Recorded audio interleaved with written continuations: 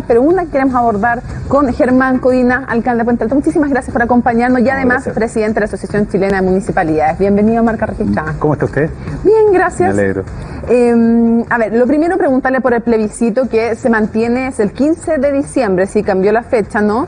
Y cuál va a ser el objetivo, porque no sé si toda la gente sabe, pero los alcaldes fueron los que le dieron el primer impulso por preguntar por la Constitución a la ciudadanía, y luego esto mutó después de este acuerdo por la paz y la nueva Constitución. Bueno, sí, efectivamente el 15, porque nosotros como Asociación Chilena de Municipalidades, frente a la decisión del Congreso de abrir un espacio de nueva Constitución y también de la moneda, después de que nosotros planteamos abrir la consulta ciudadana, eso también nos hace cambiar a nosotros los parámetros de la consulta. Y los parámetros se van a cifrar fundamentalmente en agenda social y en descentralización, además de la posibilidad para que cada uno de los municipios pueda hacer algunas preguntas de su interés, para que eso también tenga de alguna forma un anclaje comunal y respetemos la opinión de cada uno de las... Denos un ejemplo de lo que se va a preguntar en concreto respecto a agenda social y qué preguntas, por ejemplo, usted en Puente Alto quiere hacer, para tener una idea en concreto de qué tipo de preguntas van a tener. A ver, de agenda social fundamentalmente se pide que la gente priorice, y en eso quiero explicar un poco también la importancia de... 11 temas distintos, desde el tema del CAE, las pensiones, disminuir la brecha de sueldos, el tema del medio ambiente, el agua. ¿Y la gente dentro de estas 11 opciones tiene que elegir las más importantes o cómo va a ser? La única manera metodológicamente posible de establecer cuáles son las prioridades finalmente es que la gente tenga que elegir alguna de esas alternativas, lo que no significa, y eso es lo que me gustaría aclarar a las personas, que no sean todos temas importantes, porque nos ha tocado ver desde que subimos en la página web nuestra las preguntas que todos dicen, pero yo quiero votar por todas. Claro, todas me parecen importantes. Claro, si la idea es que todos los temas que coloquemos en la papeleta sean temas relevantes para la ciudadanía. Sin embargo, la idea es que cada uno pueda hacer el esfuerzo de decir cuáles son las tres más importantes, que eso va, en definitiva, a generar cierta dispersión que permita también decir qué es lo más importante para la ciudadanía o menos importante. Y el otro capítulo, que habla sobre el tema constitucional, igual vamos a anticipar las preguntas que el mismo Congreso aprobó con relación a si nueva Constitución o no y cuál es el mecanismo, pero también le agregamos dos preguntas. En realidad, yo soy de los que quería agregar más, ¿ya? ¿Estamos? Pero tenemos un problema que evidentemente los técnicos dicen, alcalde, si le agrega demasiadas preguntas, va a llegar poca gente a votar, la gente al final no va... esto se va a extender demasiado, se va a hacer complejo. Las dos que agregamos son, una con relación a la sanción que tiene que tener la gente que se involucre en los cargos públicos, en corrupción, en lavado de dinero, narcotráfico, etcétera. Y lo que nosotros queremos... Y aquí, de alguna manera, voy a dar una opinión más personal. Como alcalde de Puente Alto, como Germán Codina, yo creo que es hora de que los ciudadanos se manifiesten claro de que no quieren gente corrupta o asociada al tráfico en ningún cargo público, pero tampoco en ningún empleo fiscal, ¿ya? Entonces le vamos a dar la opción para que las personas indiquen si de verdad creen que eso debe ser de esa manera. En segundo lugar, algo que puede sonar extraño y tiene que ver con el IVA, ¿ya?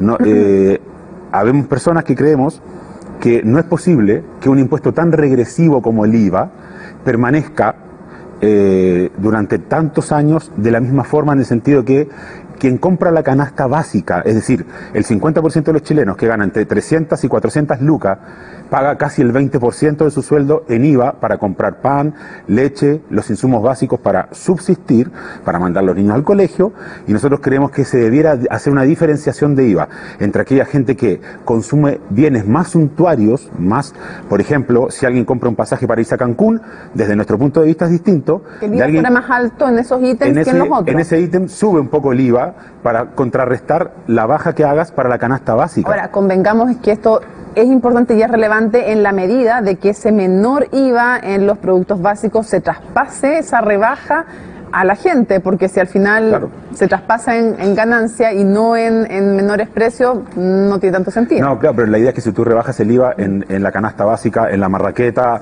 en las cosas, se nota, y en definitiva todos los proveedores, todas las panaderías van a estar en igualdad de condiciones y van a tener que bajar. Entonces, en definitiva... me refiero, que se note esa rebaja, porque si no se nota en el precio que le cobran al consumidor y a las personas...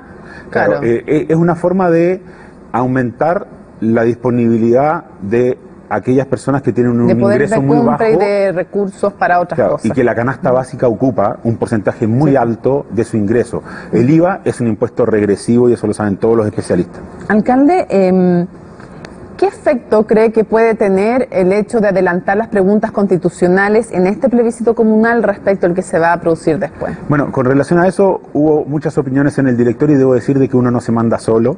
Justamente una de las gracias que tiene la Asociación Chilena de Municipalidades es que somos más de 330 municipios de todos los colores políticos y también independientes, que conversamos y de alguna manera que estén esas preguntas en la papeleta es producto de un debate, una discusión que en definitiva derivó en que se va a colocar las mismas preguntas que se sabe que irían en el plebiscito. ¿Qué efecto cree usted que puede tener eso? ¿Qué efecto político puede tener adelantar las preguntas de un plebiscito de abril? No, pero es un gesto de la ciudadanía de que puedan directamente ir anticipando y de alguna manera también vayamos conociendo realmente, más allá de encuestas, qué es lo que la ciudadanía piensa.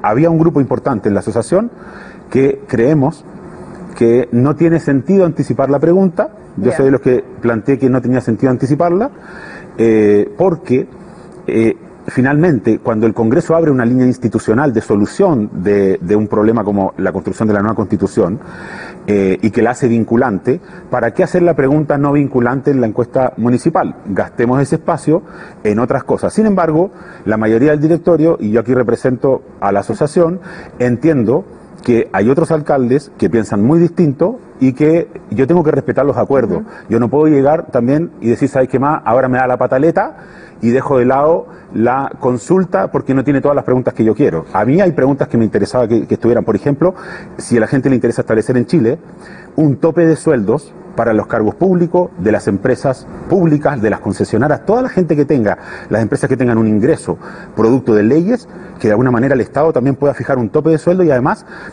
una relación entre el ingreso de la persona que tiene el cargo más alto y aquel que tiene el ingreso más bajo. ¿Para qué? Para que no se dispare el más alto y se olviden de los que están más abajo. Si queremos crecer, los que están en la cabeza, que lo hagan, pero creciendo con todos. Esa es la idea. Entiendo. ¿Y eso va a estar? ¿Esa pregunta va a estar? Esa pregunta no quisieron algunos alcaldes que se incorporara. A mí me encanta y creo que es parte del problema que tiene Chile hoy día. La diferencia, entre ¿no es cierto?, el que gana más y el que gana menos. Claro, es terrible. Esa es una de las cosas que yo creo que hay que modificar. Quiero ya a los otros temas. El tema de la violencia es un tema tremendamente relevante hoy día. Quiero saber cómo lo están viviendo también en la comuna que usted representa y cuál cree usted que son las soluciones en el contexto de lo que estamos viviendo. Bueno, yo creo que se ha repetido majaderamente. Hay que hacer la diferencia entre las demandas sociales legítimas y quienes derechamente están delinquiendo. Puente Alto y sobre todo el casco antiguo en el sector comercial ha sufrido mucho, sobre todo en las noches. Los comerciantes, los pequeños, las pymes, incluso hay nanoempresarios que tienen su kiosquito, tienen que cuidar hasta las 3 de la mañana sus cosas para volver a abrir a las 8. Es una situación en que están sufriendo, en que están perdiendo el trabajo de años.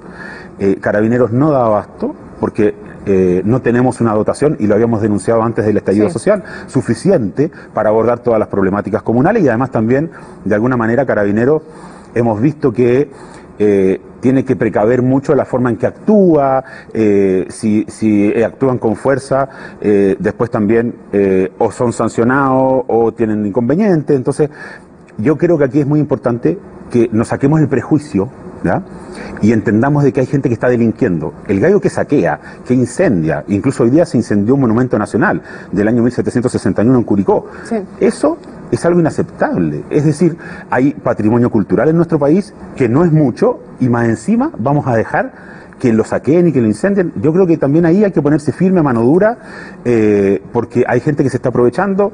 Yo leía una columna de Mario Weissblut y decía clarito, hay narcos hoy día que se han asociado en ir destruyendo partes de la ciudad. ¿Qué quiere decir mano dura, alcalde?